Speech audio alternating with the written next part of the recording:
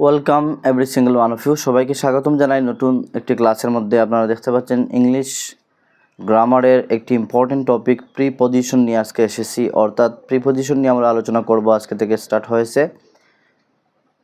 Preposition. আমাদের প্রতিটি competitive এক্সামের জন্য মোস্ট ইম্পর্টেন্ট একটি চ্যাপ্টার, যারা আপনারা কম্পিটিটিভ এক্সাম ফেস করেছেন আপনারা বলতে পারবেন। এবং একাডেমিক ক্লাসেস যেমন 5 to 12 অবধি পর্যন্ত প্রিপজিশন ফাইনাল এক্সাম এবং টেস্ট এক্সাম বিভিন্ন এক্সামের মধ্যে এসে থাকে। তো প্রিপজিশনের মধ্যে অনেক ডাউট হয়ে থাকে, আর অনেকটা প্রিপজিশনস রয়েছে। সবটুকু প্রিপজিশন আমরা একে একে সবটুকু আলোচনা করব। আমাদের মাতৃভাষা বাংলা ভাষায় আমরা বুঝবো, শিখবো এবং কিভাবে কোন জায়গায় ইউজ করা হয় তা জানবো। তো আপনারা যারা নতুন ওয়াচ করছেন অথবা আপনারা প্রথম ক্লাস ওয়াচ করছেন, তাহলে আপনাদেরকে বলে দিই আমরা আসাম ডায়েরি রিক্রুটমেন্ট সামনে রেখে স্টাডি করছি। আমাদের ম্যাথস অ্যান্ড অলসো রিজনিংয়ের সিলেবাস কমপ্লিট হয়ে গিয়েছে। প্লেলিস্টে ভিডিওস রয়েছে, আপনারা দেখতে পারেন, ক্লাসেস রয়েছে দেখতে পারেন। এবং ইংলিশের আজকে হচ্ছে আমাদের 6তম ক্লাসে, অর্থাৎ আমাদের প্রিভিয়াস আরও 5টি ক্লাস হয়েছে। ভিডিও ডেসক্রিপশনে আমি লিঙ্ক দিয়ে দেবো, আপনারা দেখতে পারেন। আমাদের এসএসসি জেনারেল নলেজ থেকে অনেকটা ক্লাসেস হয়েছে, ভিডিও ডেসক্রিপশনে থাকবে অথবা প্লেলিস্টে গিয়ে আপনারা দেখতে পারেন। তো আপনাদেরকে বলবো, যেহেতু এই চ্যানেলটি হচ্ছে একটি রিজনাল ল্যাঙ্গুয়েজ মাতৃভাষার চ্যানেল, তো আপনি যদি এখনও অবধি পর্যন্ত সাবস্ক্রাইব করেননি, চ্যানেলটি সাবস্ক্রাইব করে রাখবেন। তো যখন আমি ক্লাস আপলোড করব আপনার সঙ্গে সঙ্গে নোটিফিকেশন পেয়ে যাবেন। এবং প্রতিটি কম্পিটিটিভ এক্সামের জন্য শুধু এডিআরই যে 3 গ্রেড 4 গ্রেড তা নয়, প্রতিটি কম্পিটিটিভ এক্সামের যখনও অ্যাপ্লিকেশন আসবে, যখনও রিক্রুটমেন্ট আসবে, তখনও তৈরি করানো হবে। যেমন লাস্ট সিটেটের করানো হয়েছিল, সামনে যদি আসাম টেট আসে, সিটেট আসে, প্রিপারেশন করানো হবে বিলকুল ফ্রি। এবং একটি হোয়াটসঅ্যাপ গ্রুপ রয়েছে, আমি হোয়াটসঅ্যাপ গ্রুপের লিঙ্ক ভিডিও ডেসক্রিপশনে দিয়ে দেবো, আপনারা জয়েন করে নেবেন। তো সঙ্গে সঙ্গে আপনারা নোটস অ্যান্ড অলসো রিক্রুটমেন্টের আপডেটস টাইম টু টাইম পেয়ে যাবেন। তো আজকের ক্লাসটি আমরা আরম্ভ করি। আজকের ক্লাস হচ্ছে আমাদের মোস্ট ইম্পর্ট্যান্ট একটি টপিক, অনেক বড় একটি topic, preposition. First of all আমরা জানি প্রিপজিশন কি।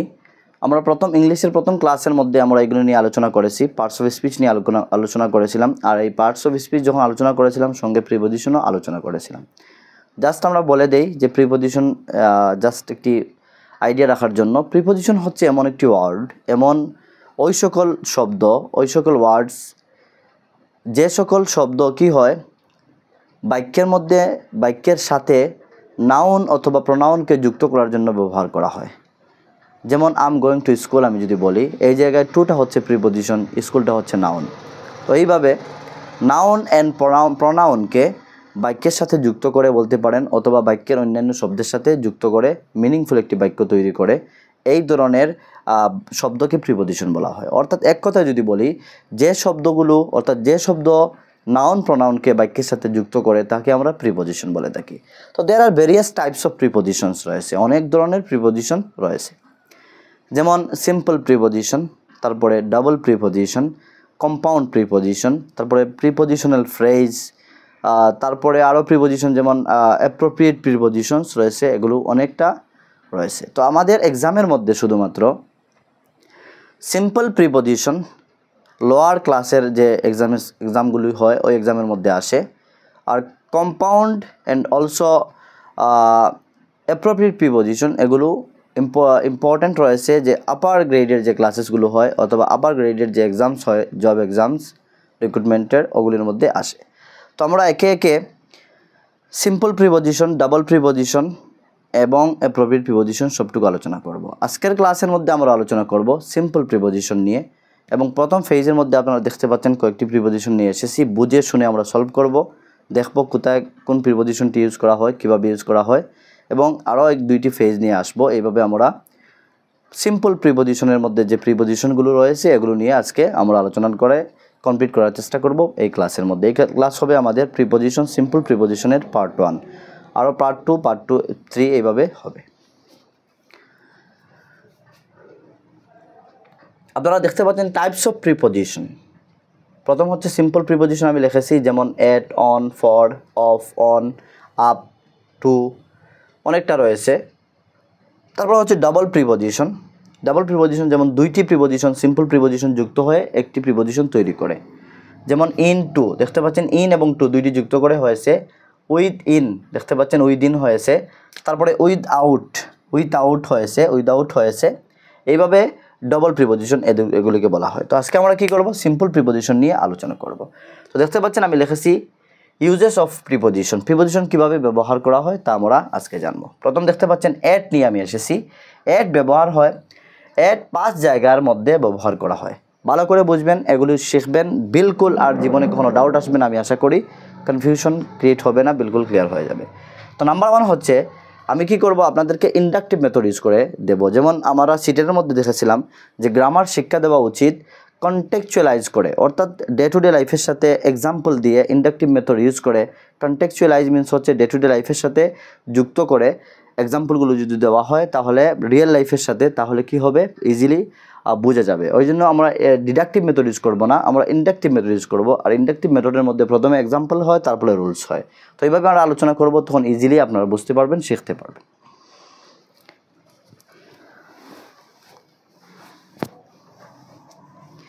আপনারা দেখতে পাচ্ছেন প্রথমে আমি এক্সাম্পল নিয়ে এসেছি, অর্থাৎ আমরা এই জায়গায় আপনারা দেখতে পাচ্ছেন অ্যাট 5 জায়গার মধ্যে ব্যবহার করা হয়, অর্থাৎ 5টি জায়গার মধ্যে এই অ্যাট প্রিপোজিশনটি ব্যবহার করা হয়। নাম্বার 1 দেখতে পাচ্ছেন হি ইজ অ্যাট হোম। তো এই হি ইজ অ্যাট হোম আমি একটি এক্সাম্পল নিয়ে আসলাম। এই জায়গায় অ্যাট দিয়ে আমাদের কি ইন্ডিকেট করছে, অর্থাৎ স্থান অথবা অবস্থান বোঝানোর জন্য। কিন্তু আপনারা পাবেন ইনও স্থান বোঝানোর জন্য হয়, কিন্তু অ্যাট পার্টিকুলারলি ছোটো জায়গা বোঝানোর জন্য হয়। এই জন্য আমি একটু হলে লিখেছি যে ছোটো স্থান বা জায়গা বা অবস্থান বোঝানোর জন্য অ্যাট ব্যবহার করা হয়। যেমন এক্সাম্পল আমি একটি নিয়ে এসেছি, বেশি এক্সাম্পল দেওয়ার জায়গা নেই, এই জন্য একটি করে নিয়ে এসেছি, যাতে আমাদের প্রিপোজিশন কমাস কম একটি ক্লাসের মধ্যে 15টি 20টি আমরা ক্লিয়ার করতে পারি। হি ইজ অ্যাট হোম, এই জায়গায় আপনারা বলতে পারেন he is at his office, উনি ওনার অফিসে রয়েছেন। এই অফিসটি হচ্ছে একটি ছোটো ওয়ার্ক প্লেস। তো এই জায়গায় স্থান বোঝানোর জন্য বলা হচ্ছে যে উনি কোথায় রয়েছেন। আমি যদি বলি I am at my home, আমি আমার ঘরের মধ্যে রয়েছি, এই জায়গায় অ্যাট এসেছে আমার ঘর বোঝানোর জন্য, স্থান বোঝানোর জন্য, যে আমি এখন বর্তমানে কোথায় রয়েছি, আমি ঘরের মধ্যে রয়েছি, অর্থাৎ ঘরের স্থানে, এই স্থানটি বোঝানোর জন্য, অবস্থান বোঝানোর জন্য এসেছে। নাম্বার 2 আপনারা দেখতে পাচ্ছেন you can meet me at 4 PM, অর্থাৎ সময় বোঝানোর জন্য অ্যাট প্রিপোজিশনটি ব্যবহার করা হয়। এবং কোন ধরনের সময়, নির্দিষ্ট সময় বোঝানোর জন্য। আমি বললাম তুমি আমার সাথে দেখা করতে পারবে বিকাল 4টার সময়, তাহলে কীভাবে হবে, ইউ ক্যান মিট মি, তুমি আমার সাথে দেখা করতে পারবে অ্যাট 4 PM, অর্থাৎ নির্দিষ্ট সময় বোঝানোর জন্য প্রিপোজিশন অ্যাট, এই প্রিপোজিশনটি ব্যবহার করা হয়। অর্থাৎ আমরা 2টি পেয়ে গেলাম। তো 5টি জায়গায় ব্যবহার করা হয়, আরও 3টি আমরা পাবো। আবারও বুঝিয়ে দিই, যেমন you can meet me at, আমি যদি বলি 6 AM, আমার সাথে সকাল 6টার সময় মিট করতে পারবে, ফর এক্সাম্পল দিয়ে দিলাম। অর্থাৎ নির্দিষ্ট সময় বোঝানোর জন্য, শুধু সময় নয়, নির্দিষ্ট সময়। ইনও আসে, ইনও সময় বোঝায়, কিন্তু ইনে ব্যাপক সময় বোঝায়, আর এটে কি বোঝায়, নির্দিষ্ট সময় বোঝানোর জন্য এটি ইউজ করা হয়। তারপর হচ্ছে লুক অ্যাট দ্য পিকচার, অর্থাৎ এই জায়গায় আমরা দেখতে পাচ্ছি যে ডাইরেকশন বোঝাচ্ছে, আমাদেরকে দিক বোঝানোর জন্য কি করা হয়, অ্যাটকে ইউজ করা হয়। আপনারা দেখতে পাচ্ছেন লুক অ্যাট দ্য পিকচার, এই দিকে লুক অর্থাৎ তাকাও, লুক অ্যাট দ্য পিকচার, এই পিকচারের দিকে তাকাও, দিকটা বোঝানোর জন্য ইউজ করা হচ্ছে। তো ডাইরেকশনস বোঝানোর জন্য অ্যাট ব্যবহার করা হয়, আমরা দেখতে পাচ্ছি। 4তম হচ্ছে the train is running at 80 km/h, দেখতে পাচ্ছেন। তো গতি বোঝানোর জন্য অ্যাট প্রিপোজিশনটি ব্যবহার করা হয়, অর্থাৎ বোঝানো হচ্ছে এই ট্রেনটির গতি, অর্থাৎ ট্রেনটির গতি হচ্ছে, বেগ হচ্ছে 80 km/h, অর্থাৎ ঘন্টায় 80 কিলোমিটার দ্রুত বেগে ট্রেনটি চলছে। তো এক্সাম্পলটি দেখতে পাচ্ছেন the train is running at 80 km/h, অর্থাৎ গতি বোঝানোর জন্য অ্যাট ব্যবহার করা হয়। তো আমরা 4 জায়গা পেয়ে গেলাম। আরও একটি দেখেন কি রয়েছে, ব্যাংক চার্জেস ইন্টারেস্ট অ্যাট 17%। তো কি এক্সাম্পল কি হলো, এই হয়তো অনেকে কখনো এই ধরনের এক্সাম্পল নাও পেয়ে থাকেন, হয়তো কখনো পাননি, যে 2টি একটি জায়গা হয়তো জানেন, কিন্তু আমি একদম আমার এক্সপিরিয়েন্স থেকে, যা আমি এক্সপিরিয়েন্স গেদার করেছিলাম, সম্পূর্ণ এক্সপিরিয়েন্স নিয়ে আপনাদের সম্মুখে এসেছি, যে আমার এই ক্লাস ওয়াচ করার পর যাতে আপনাদের প্রিপোজিশনের মধ্যে কোনো ডাউট থাকে না। যে প্রিপোজিশনগুলো নিয়ে আলোচনা করব, যেমন অ্যাট নিয়ে আলোচনা করছি, যাতে অ্যাট আপনাদের আর কোনো অ্যাটের মধ্যে কোনো ডাউট না থাকে। অর্থাৎ অ্যাট যদি আসে তাহলে আপনার কনফিডেন্স নিয়ে বসাতে পারবেন, যখন এইভাবে আপনাদেরকে ড্যাশ দিয়ে দেবে, ড্যাশে কি বসবে আপনারা বসাতে পারবেন, এই সেন্টেন্সটি বুঝে, তার মিনিং বুঝে। তো দেখতে পাচ্ছেন ব্যাংক চার্জেস ইন্টারেস্ট, অর্থাৎ ব্যাংকের চার্জের ইন্টারেস্ট কি হবে, অ্যাট 17%। তো হার বোঝানোর জন্য, হার মিনস কি, পার্সেন্টেজ মিনস হার, তো হার বোঝানোর জন্য অ্যাট এই প্রিপোজিশনটিও ব্যবহার করা হয়। এই হচ্ছে আমাদের অ্যাট 5টি জায়গার মধ্যে ব্যবহার করা হয়। আপনারা নোটস করে নেবেন, রিপিট করতে হবে, মনে থাকবে না, এইভাবে আপনারা লিখে নেবেন, নোটস করে নেবেন। আমি প্রথমে কি করি, আমি আপনাদের সম্মুখে প্রথমে এক্সাম্পলগুলো লিখে নিই, কেননা যদি আপনাদেরকে বুঝিয়ে আমি লিখতে যাই তাহলে অনেকটা সময় ওয়েস্ট হবে আর ক্লাসটি অনেক লং হয়ে যাবে। তারপর হচ্ছে ইন আপনারা দেখতে পাচ্ছেন 3 জায়গার মধ্যে ব্যবহার করা হয়, অর্থাৎ ইন পার্টিকুলারলি 3 জায়গার মধ্যে ব্যবহার করা হয়। তো এই 3 জায়গা কি আমরা জানি। প্রথমত আপনারা দেখতে পাচ্ছেন, আমরা সবাই জানি কমন একটি ইউজ ইনের, হি লিভস ইন কলকাতা। এই জায়গার মধ্যে দেখতে পাচ্ছেন লিভস ইন কলকাতা, সে কলকাতার মধ্যে বসবাস করে। তো ওই যে কলকাতা হচ্ছে একটি বড় জায়গা, এভাবে দিল্লি, মুম্বাই যে কোনো একটি বলতে পারেন। আমি যদি বলি, আমাকে কেউ যদি জিজ্ঞাসা করে হোয়ার আর ইউ ফ্রম, অথবা তুমি কোথায় বসবাস করো, তো আমি যদি বলি I live in India, correct হবে, কেননা ইন্ডিয়া একটি বড় পার্টিকুলার প্লেস। তো এই জায়গায় আমরা ইন্ডিয়ার পাশে ইন ইউজ করবো। কিন্তু আমাকে যদি আমার একটা লোকালিটির মানুষ আমাকে জিজ্ঞাসা করেন, ডিস্ট্রিক্টের একজন মানুষ, যে তুমি কোথায় বসবাস করো, তো আমি যদি আমার ভিলেজের নাম বলতে যাই, অথবা যদি বলে তোমার ভিলেজের নাম কি, তখন আমি বলতে পারবো ইন না বলে আমরা এট ইউজ করতে হবে। অর্থাৎ ছোটো জায়গার মধ্যে আমরা এট ইউজ করি, আর বড় জায়গার মধ্যে আমরা ইন ইউজ করি। অর্থাৎ অবস্থান বোঝানোর ক্ষেত্রে বড় জায়গা হলে আমাদের কি হবে, ইন হবে, আর ছোটো জায়গা হলে আমাদের এট হবে। ভালো করে বুঝবেন। এই জন্য এক্সাম্পল নিয়ে এসেছি, হি লিভস ইন কলকাতা, এই হচ্ছে বড় স্থান। তারপরে সেকেন্ড জায়গার মধ্যে যে ইউজ হয় ইন, তা হচ্ছে দে আর ইন দ্য ক্লাসরুম। দা হবে এই জায়গায়, দে আর ইন দ্য ক্লাসরুম, এই জায়গায় একটি দা হবে নির্দিষ্ট করার জন্য, অর্থাৎ এই জায়গায় দা হবে। দে আর ইন দ্য ক্লাসরুম, তারা ক্লাসরুমের মধ্যে বোঝানোর জন্য, ভিতরে বোঝানোর জন্য ইন ব্যবহার করা হয়। ইনটু অ্যান্ড ইন সেম বোঝানো হয়, অর্থাৎ কোনো একটির মধ্যে ইনটু নিয়ে পরে আলোচনা করব, ইনটু নিয়ে এখন বলার কথা নেই। অর্থাৎ ইন আরেকটি জায়গার মধ্যে ব্যবহার করা হয়, মধ্যে বোঝানোর জন্য ইন ব্যবহার করা হয়। নাম্বার 1 পেয়ে গেলাম, বড় স্থান বোঝানোর জন্য ইন ব্যবহার করা হয়। আর নাম্বার 2 হচ্ছে যে কোনো কিছুর মধ্যে বোঝানোর জন্য ইন ব্যবহার করা হয়। যেমন আমি মার্কেটের মধ্যে রয়েছি, আই ইন দ্য মার্কেট, আমি মার্কেটের মধ্যে রয়েছি। আমি classroom, I in the classroom, এইভাবে ইন ব্যবহার করা হয় মধ্যে বোঝানোর জন্য বা ভিতরে বোঝানোর জন্য। তারপর আরেকটি এক্সাম্পল আপনারা দেখতে পাচ্ছেন ইনের, you can meet me in the morning. এই জায়গায় দেখেন মর্নিং এসেছে। মর্নিং মিন্স হচ্ছে মর্নিং যখন সূর্য ওঠে তখন থেকে নিয়ে 12টা অবধি পর্যন্ত আমরা জানি মর্নিং থাকে। 12টা থেকে এইভাবে আফটারনুন, তারপরে হচ্ছে 2:30 বা 3টা অবধি থেকে আমাদের ইভিনিং হয়ে যায়, রাত্র অবধি পর্যন্ত ইভিনিং থাকে। এইভাবে 4টি ভাগে আমরা ভাগ করেছি আমাদের ডে অ্যান্ড নাইটকে। তারপর যখন বিদায় নেওয়া হয় রাত্রে, তাহলে আমরা নাইট ইউজ করে থাকি, গুড নাইট বলে থাকি। যদি ব্যাড নাইট হয় ব্যাড নাইট বলেন, কোনো অসুবিধা নেই, যে শুধু গুড নাইট বলবেন তা নয়। ডিলাইটফুল নাইট, অনেক কিছু বলা যায়, কোনো অসুবিধা নেই। তো you can meet me in the morning, এই জায়গায় দেখতে পাচ্ছেন কি বোঝাচ্ছে, ব্যাপক সময় বোঝাচ্ছে। বলবেন স্যার ব্যাপক সময় কিভাবে, অর্থাৎ পার্টিকুলার সময় বোঝাচ্ছে না। আমরা দেখেছি যদি নির্দিষ্ট, অর্থাৎ পার্টিকুলার যদি সময় বোঝানো হয়, নির্দিষ্ট সময় বোঝানো হয়, ডেফিনিট সময় বোঝানো হয়, তাহলে আমরা এট ইউজ করব। যেমন তুমি আমার সাথে সকালবেলা না বলে যদি বলতাম সকাল 6টার সময় মিট করতে পারবে, তাহলে আমার কি হতো, এট ব্যবহার করতে হতো, কেননা আমরা সময়টি নির্দিষ্ট করে নিয়েছি। আর এই জায়গায় সময় নির্দিষ্ট করা নয়, অর্থাৎ আমাকে একটি ব্যাপক সময় আমার হাতে রয়েছে, অর্থাৎ তুমি আমার সাথে মর্নিংয়ে দেখা করো, তা সূর্য ওঠার পরে হোক, 6টার পরে, 7টা, 8টা, 9টা, 10টা, 11টা, 12টার মধ্যে আমাকে মিট করতে হবে। অর্থাৎ you can meet me in the morning, তুমি আমার সাথে দেখা করতে পারবে সকালবেলা হচ্ছে আমার সূর্য ওঠার পর থেকে নিয়ে 12টা অবধি পর্যন্ত, অর্থাৎ আমার হাতে একটি ব্যাপক সময় রয়েছে। অর্থাৎ ব্যাপক সময়, অনির্দিষ্ট সময় বোঝানোর জন্য আমরা ইন ব্যবহার করে থাকি। আশা করি আপনারা এটের 5টি ব্যবহার এবং ইনের 3টে ব্যবহার আপনারা বুঝেছেন, কোনো ডাউট নেই, ক্লিয়ার হয়ে গিয়েছে। এখন আমরা অফ দেখব। সেম 3 জায়গার মধ্যে অফকেও ব্যবহার করা হয়। অফ একটি প্রিপজিশন, 3টি জায়গার মধ্যে অফকেও ব্যবহার করা হয়। তা আমরা দেখি কি কি জায়গা রয়েছে। নাম্বার 1 আপনারা দেখতে পাচ্ছেন, এক্সাম্পল হচ্ছে this is the factory of my father, অর্থাৎ অধিকার বোঝানোর জন্য, অধিকার, মালিকানা। যেমন আমি যদি বলি this is the building of mine, এই বিল্ডিংটি হচ্ছে আমার, অথবা this is the building of my brother, এই বিল্ডিংটি হচ্ছে আমার ভাইয়ের। অথবা কখনো আমরা অফকে এর বোঝানোর জন্য ইউজ করে থাকি। এর মিন্স হচ্ছে কি, মালিকানা, অমুকের মিন্স কি, অধিকার বোঝানোর জন্য। যেমন আমি এই জায়গায় যদি মিনিং গোটাই, তাহলে কী হবে, this is the factory of my father, আমার বাবা এর এই ফ্যাক্টরিটি। এই যে ইন্ডাস্ট্রি, ফ্যাক্টরি, কারখানা দেখতে পাচ্ছেন, এই কারখানাটি হচ্ছে আমার বাবা এর, অর্থাৎ আমার বাবার অধিকার বোঝাচ্ছে। তো অধিকার বোঝানোর জন্য নাম্বার 1 আমরা অফকে ইউজ করে থাকি।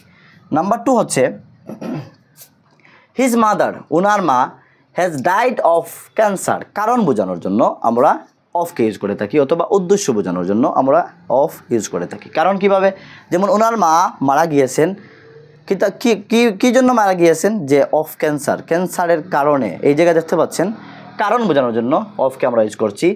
His mother has died of cancer, ওনার মা মারা গিয়েছেন ক্যান্সারের কারণে, ক্যান্সার হওয়ার কারণে ওনার মা মারা গিয়েছেন। তো আমরা দেখতে পেলাম অফের দুইটি ব্যবহার। একটি ব্যবহার হচ্ছে যে অফ আমরা ব্যবহার করি অধিকার বোঝানোর জন্য, আর নাম্বার 2 হচ্ছে অফ আমরা ব্যবহার করি যে কারণ বোঝানোর জন্য বা উদ্দেশ্য বোঝানোর জন্য। তারপর হচ্ছে এফের 3 নম্বর ইউজ, কিভাবে কোন জায়গায় ইউজ করা হয়, তৃতীয়তম ইউজ আমরা দেখি। The house at the top of the hill, এই জায়গায় দেখতে পাচ্ছেন আমরা অফকে স্থান বোঝানোর জন্য, অর্থাৎ অবস্থান বোঝানোর জন্য অফকে আমরা ব্যবহার করতে পারি। এই হচ্ছে আমাদের 3টি ইউজ। এখন কনফিউশন ক্রিয়েট হতে পারে, বলবেন স্যার আপনি বলেছেন অ্যাটকেও স্থান বোঝানোর জন্য ইউজ করা হয়, ইনকেও স্থান বোঝানোর জন্য ইউজ করা হয়, এখন দেখা যাচ্ছে অফকেও স্থান বোঝানোর জন্য ইউজ করা হয়। হ্যাঁ, এই 3টি প্রিপোজিশনকে স্থান বোঝানোর জন্য ইউজ করা হয়। আপনাদেরকে আবারও বলে দিচ্ছি, ছোটো যদি জায়গা হয় তাহলে আপনারা অ্যাট ব্যবহার করবেন, বড় জায়গা হলে স্থান হলে আপনারা ইন ব্যবহার করবেন, আর পার্টিকুলার যদি কোনো বড় ছোটো এইভাবে কোনো নির্দিষ্ট না থাকে তাহলে আপনারা কি করবেন, নর্মালি অফ ইউজ করতে পারবেন। যেমন আমি এই জায়গায় অফ ইউজ করেছি, the house at the top of the hill, হিলের উপরে, অর্থাৎ হাউসটি কোথায় সিচুয়েটেড রয়েছে, হাউসটি অবস্থিত রয়েছে, অর্থাৎ হাউসটি গড়টি পাহাড়ের উপরে অবস্থিত রয়েছে, অর্থাৎ স্থান বোঝানোর জন্য, অবস্থান বোঝানোর জন্য এই জায়গায় দেখতে পাচ্ছেন অফ ইউজ করা হয়েছে। তারপরে আমরা দেখব, আশা করি অফের 3টি ব্যবহার আপনারা বুঝেছেন। তারপরে দেখব অনের 3টি ব্যবহার। অন 3 জায়গার মধ্যে ব্যবহার করা হয়, আপনারা দেখতে পাচ্ছেন আমি লিখেছি।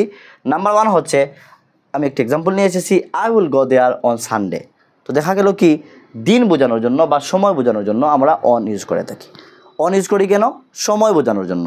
তাহলে আমরা পেয়ে গেলাম এটও সময় বোঝানোর জন্য ইউজ করা হয়, এট দিয়ে আমরা নির্দিষ্ট সময় ব্যবহার করি, ইন দিয়ে আমরা ব্যাপক সময়কে বোঝায়, আর অন দিয়ে আমরা একটি পার্টিকুলার দিনের মধ্যে একটি সময়কে বোঝায়, যে কোনো সময়। যেমন আমি সানডে তোমার সাথে মিট করব, যেমন আমি সানডে তোমার ঘরে যাব, হ্যাঁ তুমি সানডে আসবে, অথবা তাহারা মঙ্গলবারে আসবে। এইভাবে যে আমরা এক্সাম্পলগুলো বলে থাকি এগুলির মধ্যে আমরা অন ইউজ করে থাকি। যেমন আপনারা দেখতে পাচ্ছেন, I will go there on Sunday, আমি সানডে সেই জায়গায় যাব। নাম্বার 1 অনের ইউজ আমরা পেয়ে গেলাম, অন যে প্রিপোজিশনটি তার ইউজ সময় বোঝানোর জন্য করা হয়। নাম্বার 2 হচ্ছে put the book on the table, অর্থাৎ উপরে বোঝানোর জন্য অন দ্য টেবিল, বুকটি রাখো, পুট মিনস হচ্ছে রাখা, put the book on the table, put the pen on the table. তো টেবিলের উপরে বুকটি রাখো, তো উপরে বোঝানোর জন্য কি করা হয়, অন ব্যবহার করা হয়। 2টি ব্যবহার আমরা পেয়ে গেলাম। নাম্বার 1 হচ্ছে সময় বোঝানোর জন্য, নাম্বার 2 হচ্ছে উপরে বোঝানোর জন্য আমরা অনকে ব্যবহার করে থাকি। নাম্বার 3 হচ্ছে, his office is situated on the top of the Garo hill. Garo hill আমরা জানি সবাই, গারো হিল রয়েছে, তো গারো হিলের টপে তার অফিসটি অবস্থিত রয়েছে। ওনার অফিসটি সিচুয়েটেড মিনস হচ্ছে অবস্থিত, মিনস হচ্ছে স্থান, অবস্থান বোঝাচ্ছে। অর্থাৎ আমরা পেয়ে গেলাম ছোটো জায়গা হলে অ্যাট ব্যবহার করব, বড় জায়গা হলে আমরা কি ব্যবহার করব, ইন ব্যবহার করব, আর অফ যদি কোনো একটি জায়গার মধ্যে বোঝায় তাহলে আমরা অফ ইউজ করব স্থান বোঝানোর জন্য।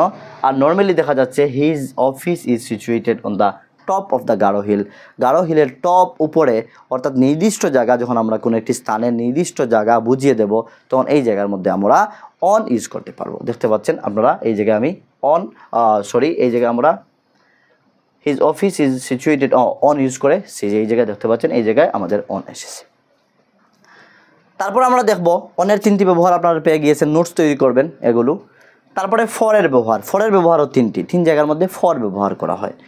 ফরের ব্যবহার 3টি, আপনারা দেখি কী কী ব্যবহার রয়েছে। নাম্বার 1 হচ্ছে, she apologise for being late. একজন মহিলা বা একজন গার্ল হতে পারে, শি অ্যাপোলোজাইজড মিনস কি, পাস্ট ইনডিফিনিট টেন্স। তিনি কি করেছিলেন, তিনি অ্যাপোলোজাইজের অনেকটা মিনিং হতে পারে। অ্যাপোলোজাইজ মিনস হচ্ছে কৈফিয়ত তলব করা অথবা ক্ষমা চাওয়া। তো উনি লেট হওয়ার কারণে ক্ষমা চেয়েছিলেন। তো আমরা দেখতে পাচ্ছেন কারণ বোঝানোর জন্য ফর ইউজ করা হয়। নাম্বার 1 ফর ইউজ করা হয় কেন, কারণ বোঝানোর জন্য। যেমন ওনার লেট হওয়ার কারণে উনি কী করেছেন, ক্ষমা চেয়েছিলেন। পাস্ট ইনডিফিনিট টেন্স, এই জন্য বলবেন ক্ষমা চেয়েছিলেন। She apologised for being late হওয়ার কারণে, লেট হয়ে যাওয়ার কারণে উনি ক্ষমা চেয়েছিলেন। তো কারণ বোঝানোর জন্য ফরকে আমরা ইউজ করে থাকি। নাম্বার 1 দেখলাম। তারপর কি, হি studied hard for the exam. এই জায়গায় দেখতে পাচ্ছেন উদ্দেশ্য অথবা জন্য বোঝানোর জন্য, এক্সামের জন্য। সি অথবা হি দিয়েছি আমি। হি স্টাডিড স্টাডি মিনস হচ্ছে কি, স্টাডি মিনস হচ্ছে কি, আমরা যদি বলি স্টাডি মিনস হচ্ছে কি, অধ্যয়ন করা। রিড মিনস হচ্ছে পড়া, আর স্টাডি মিনস হচ্ছে অধ্যয়ন করা। অধ্যয়ন করার মধ্যে সবটুকু রাইটিং, রিডিং, স্পিকিং সবটুকু ইনক্লুড হয়ে যায়। অর্থাৎ কোনো একটি বিষয়বস্তু নিয়ে যখন আমরা আলোচনার মাধ্যমে, গ্রুপ স্টাডির মাধ্যমে অধ্যয়ন করি অথবা সিঙ্গল বসে বসে আমরা অধ্যয়ন করি, তাকে বলা হয় লেখি, নোট তৈরি করি, শিখি, মুখস্থ করি, অনেক কিছু বোঝার চেষ্টা করি, সবটুকু মিলে অধ্যয়ন করা হয়, স্টাডি হয়। তো কি বলা হচ্ছে, এক্সাম্পল হচ্ছে আমাদের হি স্টাডিড হার্ড, উনি খুব বেশি স্টাডি করেছেন, খুব হার্ড লেবার করেছেন ফর দ্য এক্সামের জন্য। তো উদ্দেশ্য বোঝাচ্ছে, উদ্দেশ্য কি, যে উনি হার্ড লেবার করছেন, ওনার উদ্দেশ্য হচ্ছে এক্সামে ভালো মার্কস যেন স্কোর করতে পারেন, এক্সামের জন্য বেশি পড়াশোনা করছেন। তো এই জায়গায় উদ্দেশ্য আপনারা বলতে পারেন অথবা জন্য বলতে পারেন, এক্সামের জন্য ব্যবহার করা হয়েছে। তো নাম্বার 1 ফর ইউজ করা হয় কারণ বোঝানোর জন্য। নাম্বার 2 হচ্ছে জন্য অথবা উদ্দেশ্য বোঝানোর জন্য। নাম্বার 3 হচ্ছে the bus was started for school. তো আমরা দেখতে পাচ্ছি ফর ব্যবহার করা হয় দিক বোঝানোর জন্য, অর্থাৎ বাসটি হয়েছিল, স্টার্টেড যেহেতু এসেছে, অর্থাৎ the bus was started, past indefinite tense, passive voice রয়েছে এই সেন্টেন্সটি। তো দ্য বাস ওয়াজ স্টার্টেড, বাসটি স্টার্ট হয়েছিল বাই সামওয়ান, এই জন্য প্যাসিভ ভয়েস, বাই সামওয়ান এই জায়গায় নেই। তো the bus was started for the school, এই জায়গায় স্কুল দা হবে, এই জায়গায় দা একটি ইনক্লুড করে নেবেন, ফর দ্য স্কুল। অর্থাৎ স্কুলের দিকে যাওয়ার জন্য, দিক বা গতি বোঝানোর জন্য এই জায়গায় ইউজ করা হয়েছে। অর্থাৎ স্কুলের দিকে যাওয়ার জন্য বাসটি স্টার্ট করা হয়েছে। ফর দ্য স্কুল বোঝাচ্ছে কি, স্কুলের জন্য, স্কুলের দিকে বোঝাচ্ছে।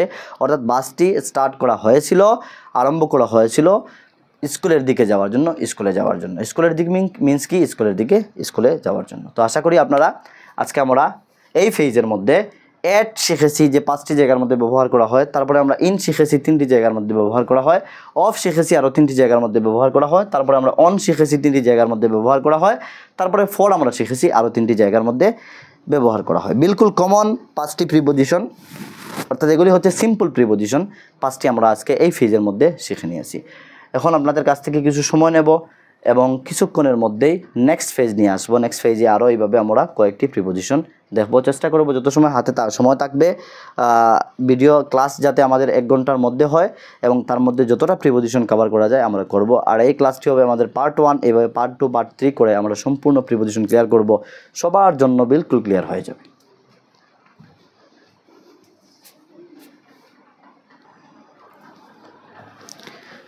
আপনারা দেখতে পাচ্ছেন আরও একটি ফেজ আপনাদের সম্মুখে নিয়ে এসেছি। এই ফেজের মধ্যে আমরা অনেকটি প্রিপোজিশন আলোচনা করব এবং তাদের ব্যবহার দেখব, এক্সাম্পলের সাথে সাথে আমরা বুঝব।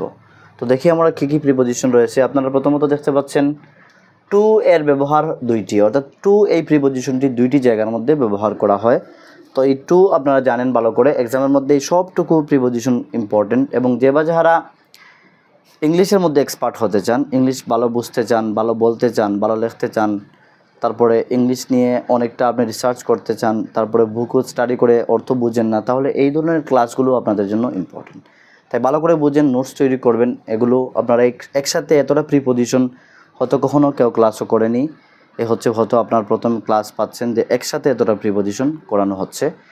তো আমরা প্রথম ফেজের মধ্যে অনেকটা প্রিপোজিশন নিয়ে আলোচনা করেছি, 5টির অবধি করেছি, কিন্তু অনেকটা ইউজেস বেশি রয়েছিল তাই কম হয়েছে। এই জায়গায় দেখতে পারবেন যে অনেকটা প্রিপোজিশন আমি নিয়ে এসেছি, তার ইউজেস কম রয়েছে তাই বেশি প্রিপোজিশন নিয়ে এসেছি। এগুলি সব আমরা কনসেপ্টের আন্ডারস্ট্যান্ডিংয়ের সাথে সাথে বুঝে ক্লিয়ার করব, কনসেপ্ট ক্লিয়ার করে কমপ্লিট করব। প্রথম আপনারা দেখতে পাচ্ছেন টু এর ব্যবহার 2টি, অর্থাৎ টু এই প্রিপোজিশনটি 2 জায়গার মধ্যে ব্যবহার করা হয়। নাম্বার 1 এক্সাম্পল দেখতে পাচ্ছেন, he is going to school. To এর তলে আমি টান দিয়েছি, অর্থাৎ এই জায়গায় টু এসেছে।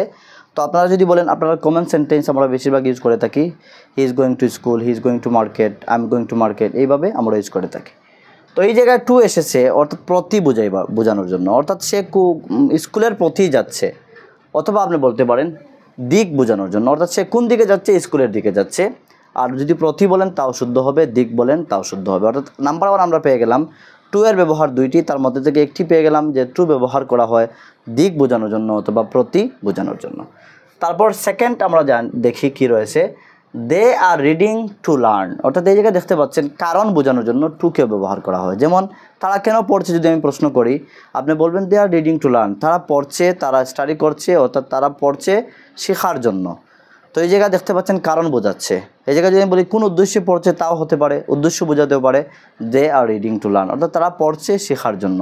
দে আর সুইমিং টু লার্ন, তারা কি সাঁতার কাটছে সুইমিং শেখার জন্য।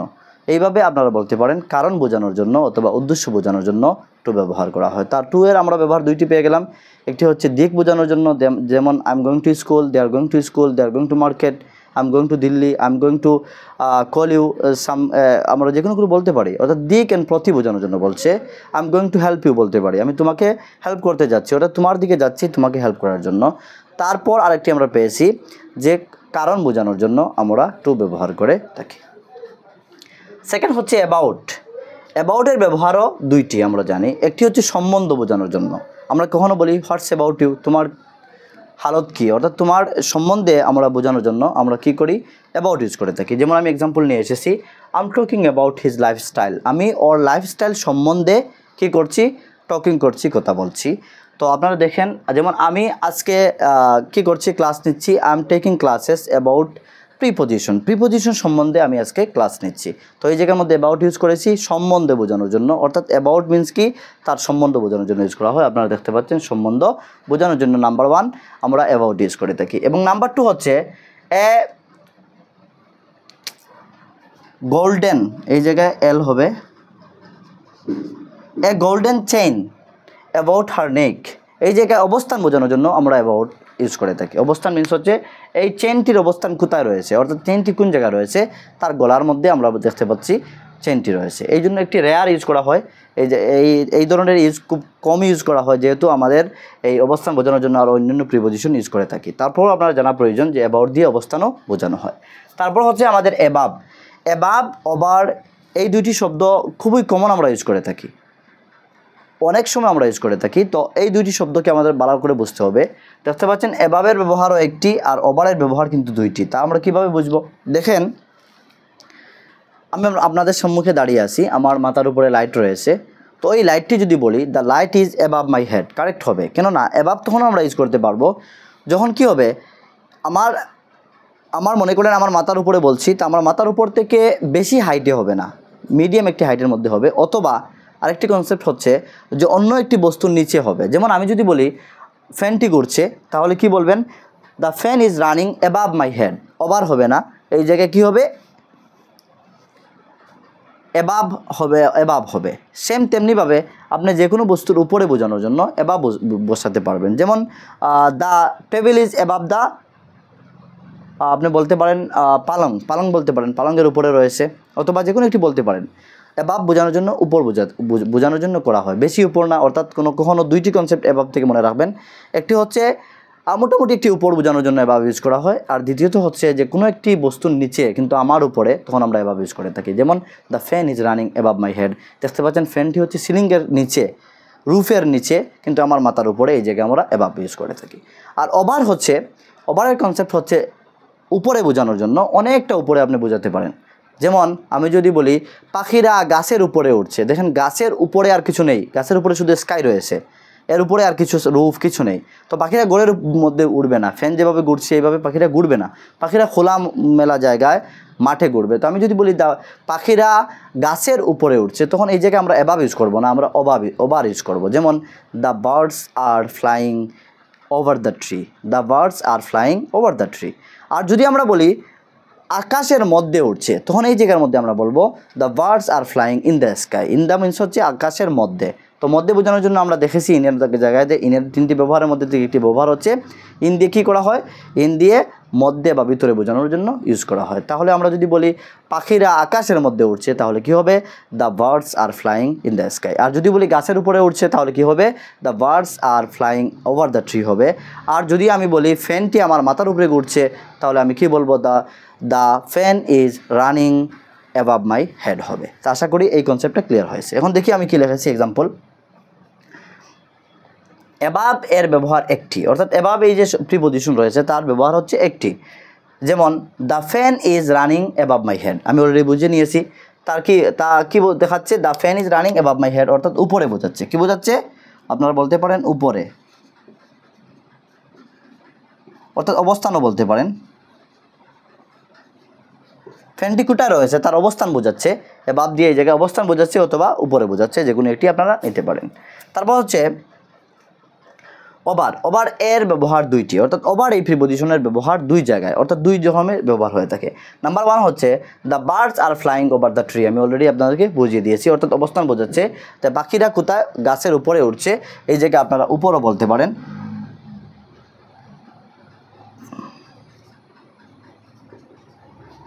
উপরও বলতে পারেন, উপর অথবা অবস্থান বোঝাচ্ছে, অর্থাৎ পাখিরা কোন অবস্থানে কোথায় রয়েছে? গাছের উপরে উঠতে রয়েছে। তারপর আমরা আরেকটি ব্যবহার দেখি, the kite is flying over my head. Over my head এই জায়গার মধ্যে দেখতে পাচ্ছেন, এই যে আমার একটি গুড়ি যদি উড়ানো হয়, ঘরের মধ্যে উড়ানো হবে না। গুড়িটি উড়ানো কীভাবে হবে? যে গুড়িটি বাইরে গিয়ে উড়ানো হবে, অর্থাৎ কাইট যদি উড়ানো হয় তাহলে ঘরের বাইরে উড়ানো হবে। আর আমি যদি দিক নির্দেশ করতে চাই তাহলে আমরা ওভার ইউজ করতে পারি। যেমন গুড়িটি আমার মাথার উপর দিকে উঠছে, অর্থাৎ আমার মাথার উপরে দিকে উঠছে, এই জায়গায় আমি যে ওভার ইউজ করেছি। এই বলবেন স্যার একটু আগে বললেন অ্যাবাভ আমরা মাই হেড বলে থাকি, এবার আমার উপরে কিছু হলে তাহলে আমরা অ্যাবাভ ইউজ করে থাকি, তাহলে এই জায়গায় আপনি ওভার বললেন কেন? অর্থাৎ এই জায়গায় আমি দিক বোঝানোর জন্য, অর্থাৎ ওভার দিয়ে উপর বোঝানো হয়, অবস্থান বোঝানো হয়, আর দ্বিতীয়ত হচ্ছে দিক বোঝানোর জন্য ওভার ইউজ করা হয়। তো আশা করি আপনারা বুঝেছেন।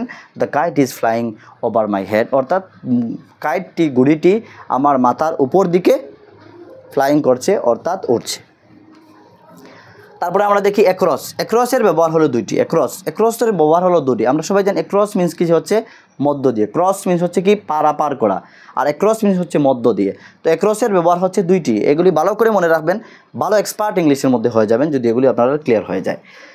তো দেখতে পাচ্ছেন নাম্বার 1 ব্যবহার হচ্ছে the river is lying across the village, অর্থাৎ রিভারটি ভিলেজের মধ্যে দিয়ে কি করেছে? লাইং করেছে। লাই করা কি?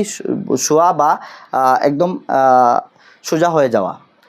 তো রিভারটি ভিলেজের মধ্যে দিয়ে গিয়েছে, এই জায়গায় অবস্থান বোঝাচ্ছে এবং মধ্যে দিয়ে বোঝাচ্ছে। যখন আমি বাংলা লিখেছি ব্যাকের মধ্যে দেখতে পাচ্ছেন, এই প্রথম এক্সাম্পলের মধ্যে river is lying across the village, অর্থাৎ ভিলেজের মধ্য দিয়ে রিভারটি গিয়েছে। এই জায়গায় যদি আমরা the river is lying, yes, তো এই জায়গায় আমরা কি বলছে? মধ্যে দিয়ে বোঝাচ্ছে অ্যাক্রসে। আরেকটি অ্যাক্রসের ব্যবহার কি হচ্ছে? He ran across the field, অর্থাৎ দিক বোঝানোর জন্য অ্যাক্রস ব্যবহার করা হয়। সে দৌড়িয়েছিল, হি রান রান। তো রেন কি হয়েছে? পাস্ট ফর্ম হয়েছে, আর পাস্ট ফর্ম হলে আমাদের পাস্ট ইনডিফিনিট ফর্ম হবে। আমরা টেন্সে, কারেক্ট টেন্সে তা আলোচনা করেছি, এখন এই জায়গায় আলোচনা করেন প্রয়োজন নেই। আমরা এই জায়গায় প্রিপজিশন শিখছি। দেখতে পাচ্ছেন he ran across the field, অর্থাৎ সে ফিল্ডের দিকে দৌড়িয়েছিল। পাস্ট ইনডিফিনিট, তো কীভাবে অর্থ আপনারা উদ্ধার করবেন, কীভাবে অর্থ উদ্ধার করবেন বা অর্থ মিনিং কীভাবে আউট করবেন? যে সে দৌড়িয়েছিল অ্যাক্রস দ্য ফিল্ডের দিকে। তো এই জায়গায় দেখতে পাচ্ছেন আমরা অ্যাক্রসের দুইটি মিনিং পেয়ে গেলাম, দুইটি ব্যবহার পেয়ে গেলাম। নাম্বার 1 হচ্ছে মধ্য দিয়ে বোঝানোর জন্য অ্যাক্রস ইউজ করে থাকি, আর নাম্বার 2 হচ্ছে দিক বোঝানোর জন্য আমরা অ্যাক্রস এই প্রিপজিশনটি ইউজ করে থাকি। তারপর আমরা দেখি নেক্সট প্রিপজিশন হচ্ছে অ্যাগেইনস্ট। সবাই আমরা জানি অ্যাগেইনস্ট শব্দটি হচ্ছে বিপক্ষে বোঝানোর জন্য ইউজ করা হয়। বিপক্ষে, অর্থাৎ অমুক আমার এগেনস্ট, অর্থাৎ ওই মানুষটি আমার পক্ষে নয়, আমার বিপক্ষে রয়েছে, এই জন্য এগেনস্ট ইউজ করে থাকি। এই জায়গার মধ্যে আপনারা বলতে পারেন অবস্থান বোঝানোর জন্য এগেনস্ট ইউজ করা হয়। বলবেন স্যার অবস্থান কীভাবে? অর্থাৎ ওই যে মানুষটির কথা আমি বলছি, ওই মানুষটির অবস্থান কি? অবস্থান হচ্ছে কি? আমার বিপক্ষ, অর্থাৎ তার অবস্থান আমি বোঝাচ্ছি। তাই আমি একটা এক্সাম্পল নিয়েছি, he has stood against you. He has যেহেতু বলেছি, অর্থাৎ past perfect, present perfect tense হয়েছে, এই জন্য বার্বের কি হয়েছে? বার্বের পাস্ট পার্টিসিপল রূপে এসেছে। আমরা জানি স্ট্যান্ড স্টুড হয়, তো এই জায়গায় স্টুড হয়েছে he has stood against you, অর্থাৎ ওই মানুষটি, সি বলতে একজন থার্ড পারসন ব্যক্তি, অর্থাৎ ওই ব্যক্তিটি তোমার এগেনস্টে গিয়েছে, অর্থাৎ তোমার এগেনস্টে খাড়া হয়েছে। স্টোড মিন্স স্ট্যান্ড থেকে এসেছে, স্ট্যান্ড স্টোড খাড়া হয়েছে। তো বলতে পারেন অবস্থান অথবা বিপক্ষে বোঝানোর জন্য আমরা এগেনস্ট ইউজ করে থাকি। তারপরে আমরা দেখি অ্যামং অ্যান্ড বিটুইন, এই দুইটি বুঝিয়ে দেই, তারপরে আমরা এই জায়গায় এক্সাম্পল দেখি। অ্যামং অ্যান্ড বিটুইন, এবং এই শব্দটিও মধ্যে বোঝায়। বিটুইন এই শব্দটিও মধ্যে বোঝায়, কিন্তু ডিফারেন্স কি? ডিফারেন্স হচ্ছে এমং অনেকগুলো মানে কাউন্টেবল নাউনের মধ্যে বোঝায়, অনেকগুলো কাউন্টেবল নাউন। কাউন্টেবল নাউন কি? যে নাউনগুলো কাউন্ট করা যায়। আর আনকাউন্টেবল নাউন কি? যে নাউনগুলো কাউন্ট করা যায় না। এখন আমি যদি বলি সব ছাত্রের মধ্যে টিচার রয়েছেন, এই জায়গায় যে সকল ছাত্র, এই যে সব ছাত্রকে বোঝানোর জন্য আমরা অ্যামং ইউজ করি। যেমন the teacher is among all the students, the teacher is among all the students. এই জায়গার মধ্যে কি বলছি আমি? যে সকল ছাত্রদের মধ্যে টিচারও একজন রয়েছেন বা টিচার রয়েছেন। এইভাবে আমরা অনেক বেশি কাউন্টেবল নাউনের মধ্যে বোঝানোর জন্য আমরা অ্যামং ইউজ করে থাকি। আর আমরা বিটুইন ইউজ করে থাকি দুইটি বস্তুর মধ্যে বোঝানোর জন্য বিটুইন ইউজ করে থাকি, দুইটি বস্তু। যেমন আমি যদি বলি what's the difference between group A and group B, অথবা আমি যদি বলি what's the difference between mobile phone and laptop, what is the difference between computer and laptop যদি আমি বলে থাকি। তো এই জায়গায় দেখতে পাচ্ছেন দুইটি কথা আসবে, একটি হচ্ছে তুলনা করা হয়, আর দ্বিতীয় হচ্ছে দুইটি বস্তুর মধ্যে কি করা হয়? মধ্যে বোঝানোর জন্য বিটুইন ইউজ করা হয়। তো আশা করি বিটুইন এবং আপনারা বুঝেছেন। তো দেখি আমি কি এক্সাম্পল নিয়ে আসলাম। অ্যামংয়ের ব্যবহার একটি, ব্যবহার কি দিয়েছি? My brother is standing among these students, অর্থাৎ আমি বলছি আমার ভাই খাড়া হয়ে আছে। স্ট্যান্ডিং, ইজ স্ট্যান্ডিং, অর্থাৎ এগুলি হচ্ছে present continuous. My brother is standing among these students, এই সকল স্টুডেন্টের মধ্যে আমার ভাই একজন খাড়া হয়ে আছে। তো এই হচ্ছে আমার এক্সাম্পল, অর্থাৎ বোঝাচ্ছে কি? সকল স্টুডেন্টসকে বোঝাচ্ছে, অর্থাৎ সকল স্টুডেন্টের মধ্যে বোঝানোর জন্য আমরা অ্যামং ইউজ করে থাকি। তারপরে বিটুইন দেখতে পাচ্ছেন, বিটুইনের ব্যবহার হচ্ছে একটি। তো কীভাবে ব্যবহার হবে? What is the common between teacher and trainer. আমি ডিফারেন্স না দিয়ে কমন নিয়ে আসলাম, অর্থাৎ আমি যদি প্রশ্ন করি হোয়াট ইজ দ্য ডিফারেন্স আর what is the common. Difference means পার্থক্য, কমন মিনস হচ্ছে এই টিচার অ্যান্ড ট্রেনারের মধ্যে কী কমন বস্তু রয়েছে। অর্থাৎ টিচারও টিচ করেন, ট্রেনারও ট্রেন করেন, টিচ করেন, একজন মানুষকে স্কিলফুল করে তোলেন, টিচারও স্কিলফুল করে তোলেন এবং ট্রেনারও করে তোলেন। তো আমরা অর্থ দিয়ে কোনো মিনিং নেই, আমরা জাস্ট দেখছি যে কীভাবে ব্যবহার হচ্ছে। তো দেখতে পাচ্ছেন what is the common between teacher and trainer, এই জায়গার মধ্যে বোঝাচ্ছে টিচার এবং ট্রেনারের মধ্যে বোঝাচ্ছে, অর্থাৎ টিচার অ্যান্ড ট্রেনারের মধ্যে কী কমন রয়েছে। আর আরেকটি কথা আমরা বলতে পারি যে তুলনা বোঝাচ্ছে, টিচারের আর ট্রেনারকে দুজনকে তুলনা করছে। তো বিটুইনের আমরা দেখতে পাচ্ছি কীভাবে বিটুইনকে ব্যবহার করা হয়। তারপরে আমরা দেখি বিফোর ব্যবহার করা হয়। বিফোর ব্যবহারের একটি জায়গায় ব্যবহার করা হয় পিছনে বোঝানোর জন্য। বিফোর অ্যান্ড বিহাইন্ড আমরা বুঝি, অনেক সময় কনফিউশন ক্রিয়েট হয় বিফোর অ্যান্ড বিহাইন্ডের মধ্যে। বিফোর কি? বিফোর হচ্ছে, মনে করেন আমি বললাম আমার বন্ধুকে যে তুমি স্কুলে যাওয়ার বা কলেজে যাওয়ার পূর্বে আমি চলে যাব। তো এই জায়গায় আমরা বিফোর ইউজ করবো। I will go to the college before you will, অর্থাৎ বিফোর ইউ আমি বলতে পারি তোমার পূর্বে আমি কলেজে চলে যাব। অথবা আমি যদি বলি ডাক্তার আসার পূর্বে রুগী মারা গেলেন, এই জায়গায় আমরা বিফোর ইউজ করব। অথবা আমি যদি বলি গড়ে যাওয়ার পূর্বে সূর্য ডুবে গিয়েছিল, তো আমরা বিফোর ইউজ করব। আরও আমরা বলতে পারি, অসংখ্য হাজার এক্সাম্পল আমরা দিতে পারি। আমি যদি বলি যে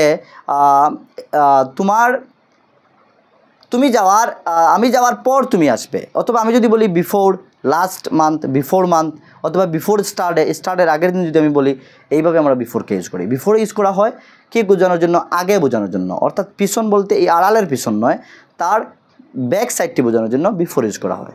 আবারও বলে দিচ্ছি, বিফোর ইউজ করা হয় কেন? ইউজ করা হয় পিছনে বোঝানোর জন্য। যেমন তুমি যাও আমি আসছি, তুমি যাও আমি তোমার পরে আসছি। এই যে বিফোর আমরা বলে পিছনে বোঝানোর জন্য ইউজ করা হয়, অথবা অবস্থান ইউজ করার জন্য বোঝানোর জন্য বিফোরকে ইউজ করা হয়। সবাই জানি বিফোর সবার জন্য কমন একটি শব্দ, সবাই ছোটোবেলা থেকে আমরা ইউজ করে আসছি। এই বিফোর নিয়ে আর বেশি আলোচনা করার প্রয়োজন নেই। কিন্তু বিহাইন্ডের মধ্যে কনফিউশন ক্রিয়েট হবে। বিহাইন্ড কিন্তু পিছনে বোঝায় না, বিহাইন্ড কোনো একটি জিনিসের আড়ালে বোঝায়। যেমন আমি আপনাদেরকে দুইটি পেন দিয়ে বুঝিয়ে দিচ্ছি।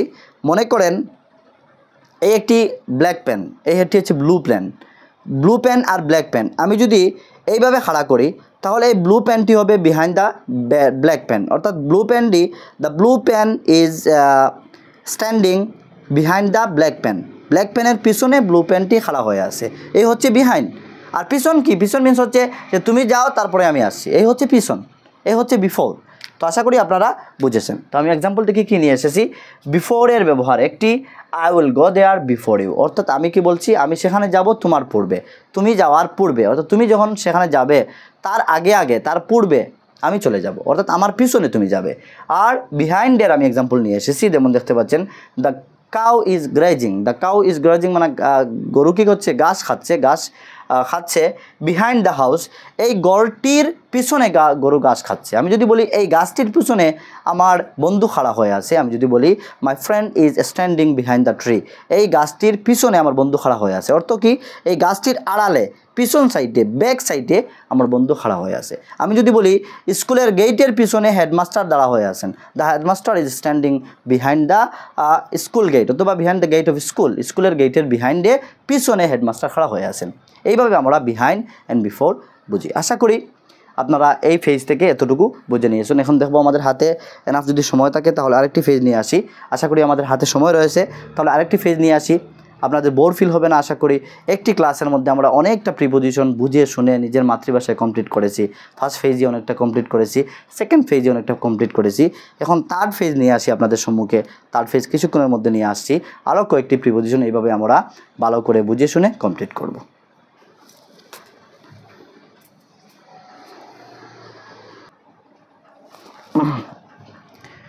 আপনারা দেখতে পাচ্ছেন আরও একটি ফেজ নিয়ে এসেছি। এই ফেজের মধ্যে আমরা আরও কয়েকটি প্রিপোজিশন নিয়ে আলোচনা করব, বুঝে শুনে কনসেপচুয়াল আন্ডারস্ট্যান্ডিংয়ের সাথে সাথে ক্লিয়ার করব এই ফেজটিও।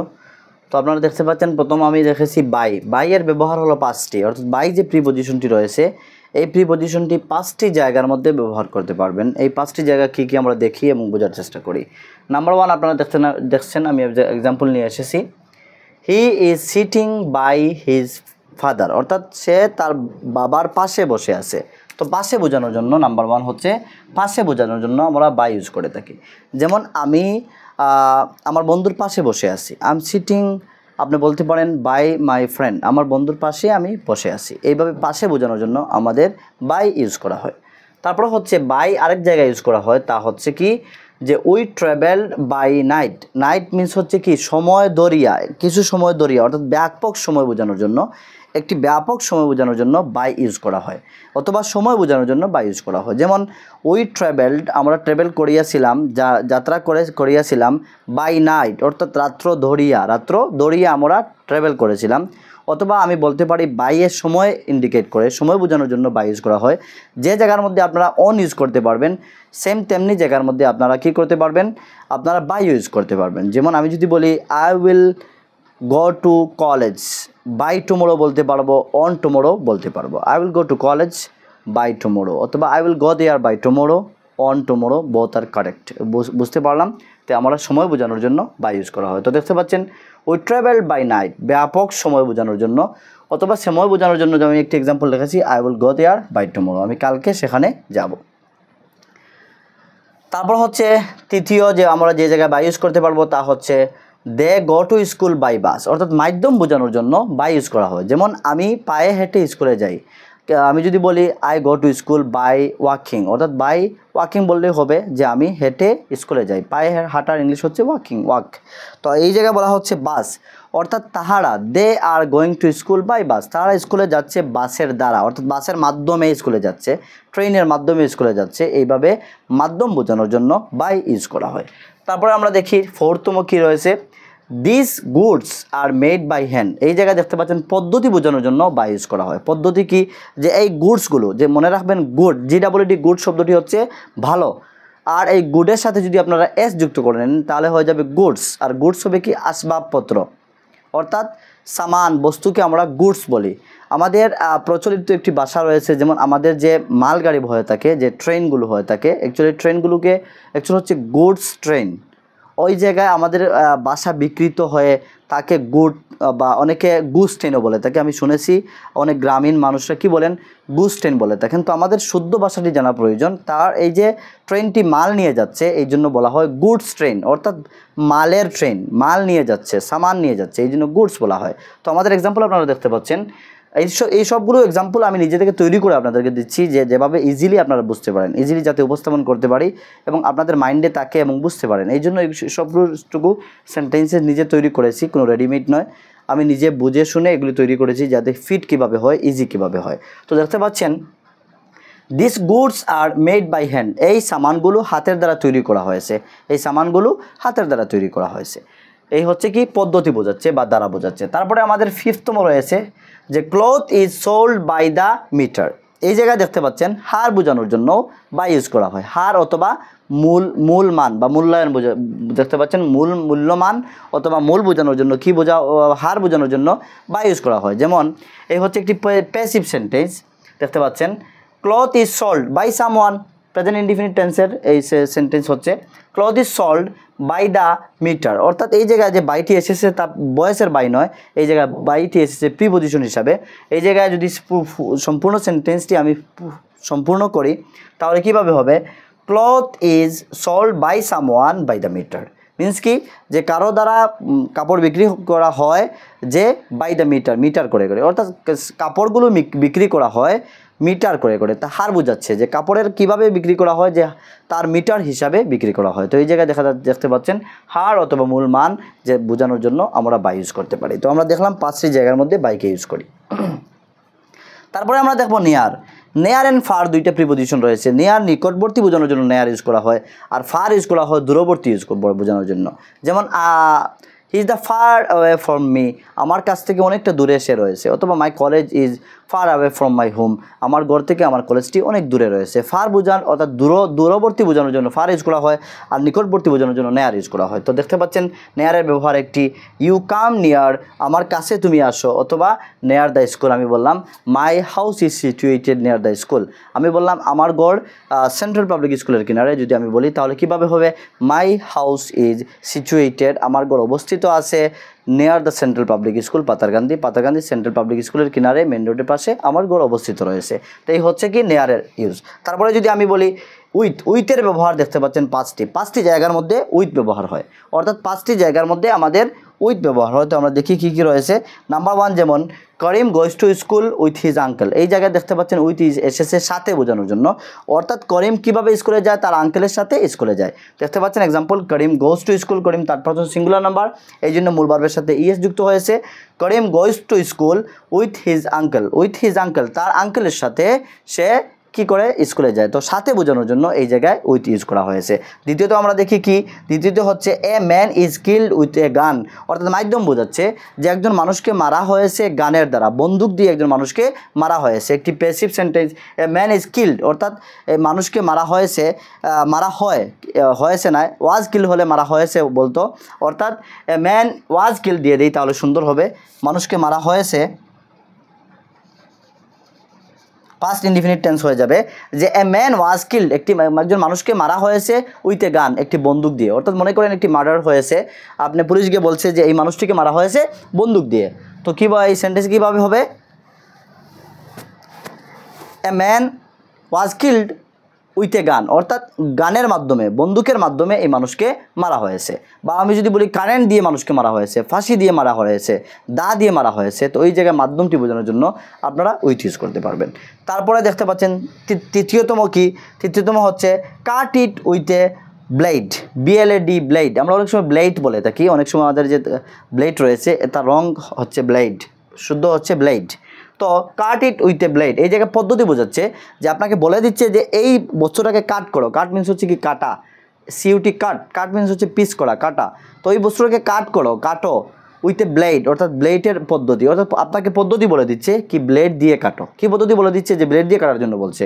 অর্থাৎ কখনো কি হয় স্কুলের মধ্যে আমাদের শিক্ষক অথবা আমরা কি করি, আমাদের স্টুডেন্টসকে আমরা কি করি ইনস্ট্রাকশন দিয়ে থাকি যে এই কাজটি তুমি এই ম্যাথটি উইদাউট কম্পাস ইউজ করে করবে, অর্থাৎ তাকে আমি পদ্ধতি বলে দিচ্ছি যে তুমি কম্পাস ইউজ করবে না।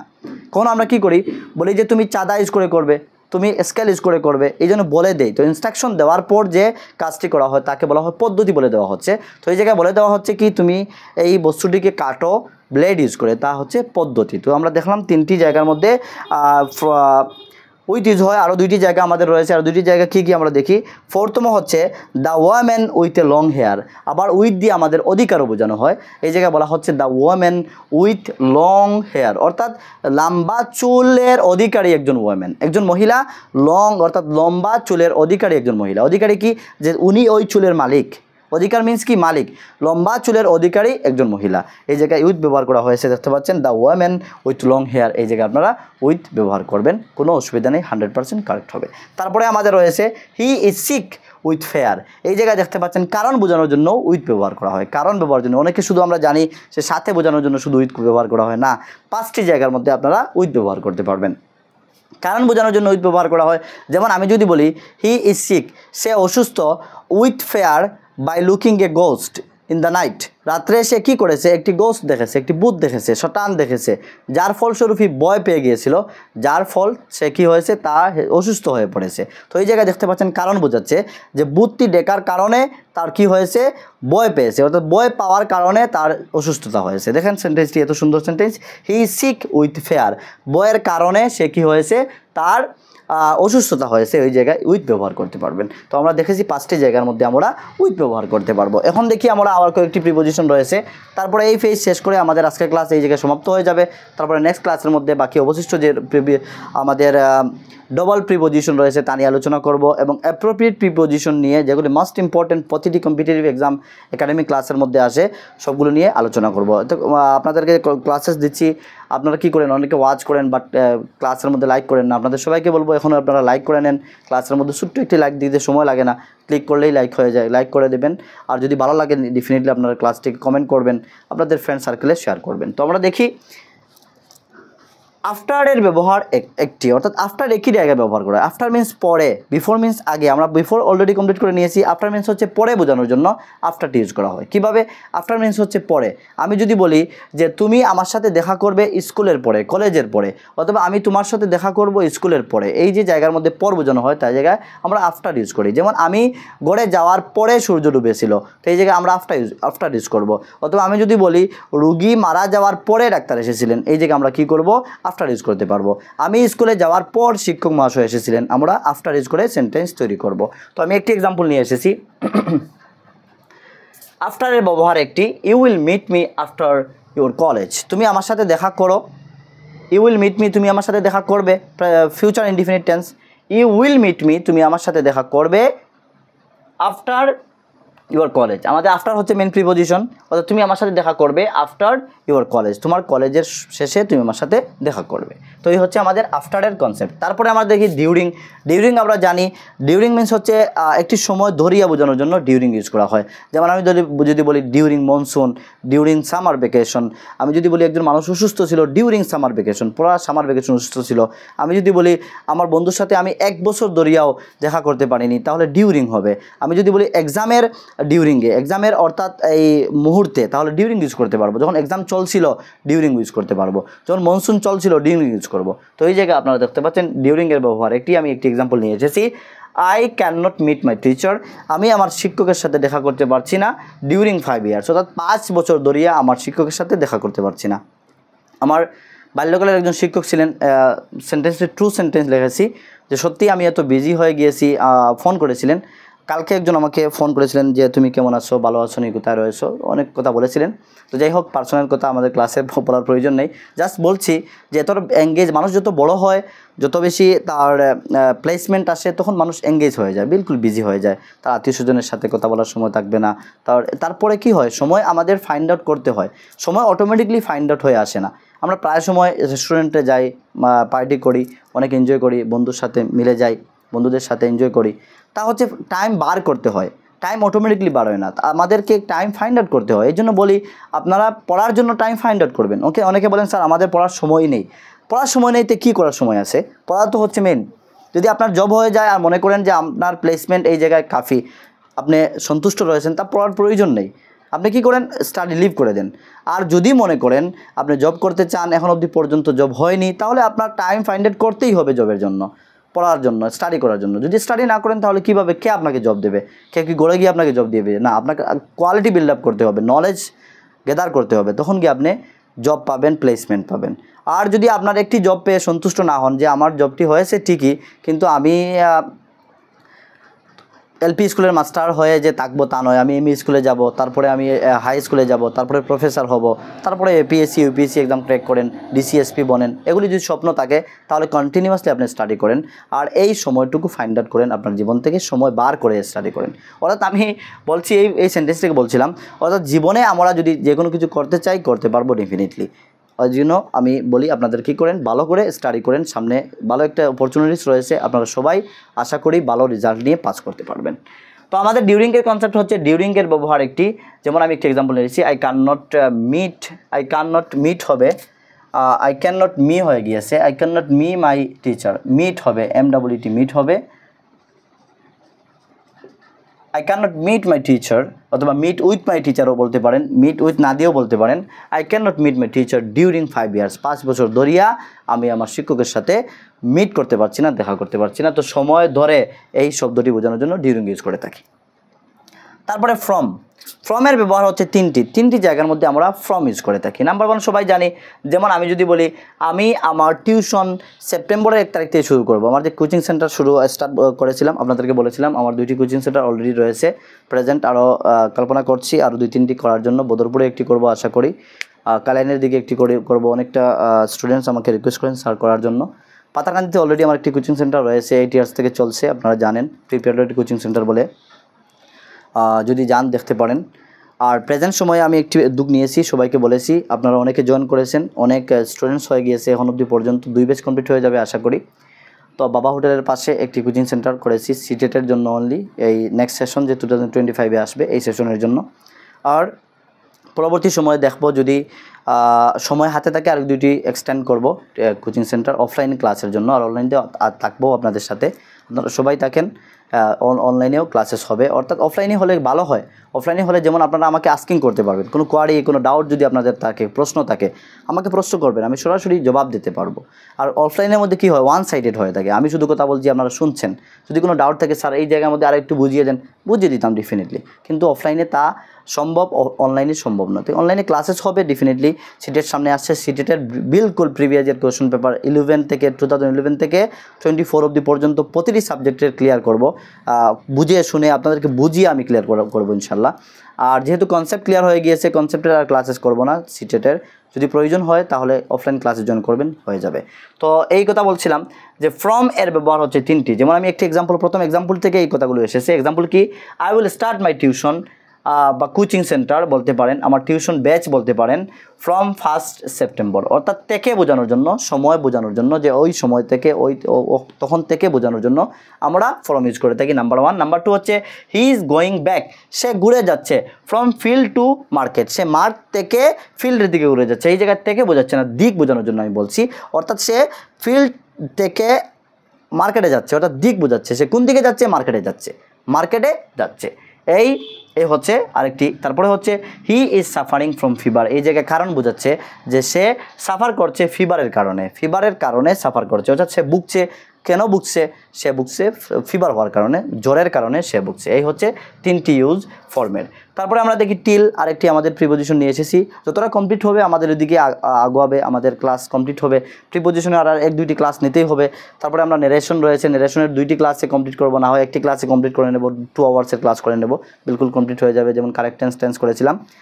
আর তারপরে আমাদের আরেকটি ক্লাস হবে, যেমন কম্বিনেশন অফ সেন্টেন্স, অথবা আরেকটা রয়েছে ক্লাসেস, এইভাবে করব। আর তারপর আপনাদেরকে PDF সবটুকু দিয়ে দেবো। আপনারা যদি এখন অবধি পর্যন্ত গ্রুপে জয়েন করেননি তাহলে ডিসক্রিপশনে রয়েছে গ্রুপের লিঙ্ক, আপনারা গ্রুপে ক্লিক করে জয়েন করে নেন। হোয়াটসঅ্যাপ গ্রুপে আমি সবগুলো ইংলিশের নোটস প্রোভাইড করে দিয়ে দেবো। টিলের ব্যবহার হচ্ছে একটি, টিল এই যে প্রিপোজিশন তার ব্যবহার হবে একটি, তা পর্যন্ত বোঝানোর জন্য ইউজ করা হয়। যেমন আমি বললাম you stand here till I come back, আমি আসা পর্যন্ত তুমি এই জায়গায় খাড়া হয়ে থাকো, অথবা you wait here for me, আমার জন্য এই জায়গায় অপেক্ষা করো, টিল আই কাম ব্যাক, আমি ঘুরে আসা পর্যন্ত তুমি এই জায়গায় অপেক্ষা করো। তো আশা করি আজকের ক্লাসটি আপনাদের ভালো লাগবে। আর বিলকুল আমি চেষ্টা করেছি, লেভেল বেস ট্রাই করেছি যাতে ইজিলি আপনাদের সামনে উপস্থাপন করতে পারি। আর এইভাবে আশা করি হয়তো এতটা প্রিপোজিশন একটি ক্লাসের মধ্যে কেউ কভার করেনি। তো আপনারা যদি প্রথম থেকে শেষ অবধি পর্যন্ত দেখেন, 3টি ফেজে আমরা অনেকটা প্রিপোজিশন বুঝিয়ে শুনে তার ইউজেস দেখেছি, তার এক্সাম্পল দেখেছি, সুন্দর করে আমরা সম্পূর্ণ ক্লাস আজকে কমপ্লিট করেছি। আশা করি আপনারা সবার ভালো লাগবে। আপনারা সবাই কী করবেন, লাইক করবেন, কমেন্ট করবেন। তারপর আপনারা যদি নতুন এসে থাকেন, এখনও সাবস্ক্রাইব করেননি, ডেফিনেটলি সাবস্ক্রাইব করবেন।